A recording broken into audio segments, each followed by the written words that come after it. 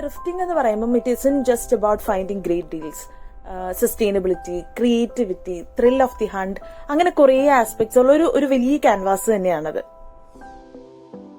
ഞാൻ UK relocate ചെയ്യുമ്പോഴത്തേനും എന്റെ ഏറ്റവും വലിയ ആഗ്രഹങ്ങളൊന്നായിരുന്നു ത്രിഫ്റ്റ് ഷോപ്സിലൊക്കെ പോകണം, ത്രിഫ്റ്റ് മാർക്കറ്റ് ഒക്കെ വിസിറ്റ് ചെയ്യണം, ത്രിഫ്റ്റ് ചെയ്യണം എന്നുള്ളതൊക്കെ. നമുക്ക് നാട്ടിൽ ഇതിനുള്ള ഓപ്ഷൻസ് വളരെ ലിമിറ്റഡ് ആയിരുന്നല്ലോ. നമ്മളൊരു സാധനം ഭയങ്കര ഇഷ്ടപ്പെട്ടായിരിക്കുമല്ലോ വാങ്ങുന്നത്.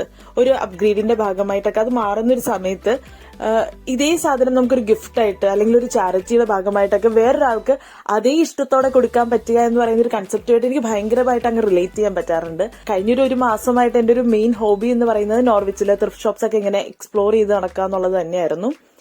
നോർവിച്ചിലെ മാഗ്ഡലൻ സ്ട്രീറ്റ് ഒരു ത്രിഫ്റ്റിംഗ് പാരഡൈസ് തന്നെയാണ് കേട്ടോ. ഇവിടെ ഒരുപാട് ത്രിഫ്റ്റ് ഷോപ്സ് ഉണ്ട്. ഞങ്ങൾ വാങ്ങിയ ഡൈനിങ് ടേബിൾ ആണ് കേട്ടോ ഇത്. I just loved it and I'm super happy.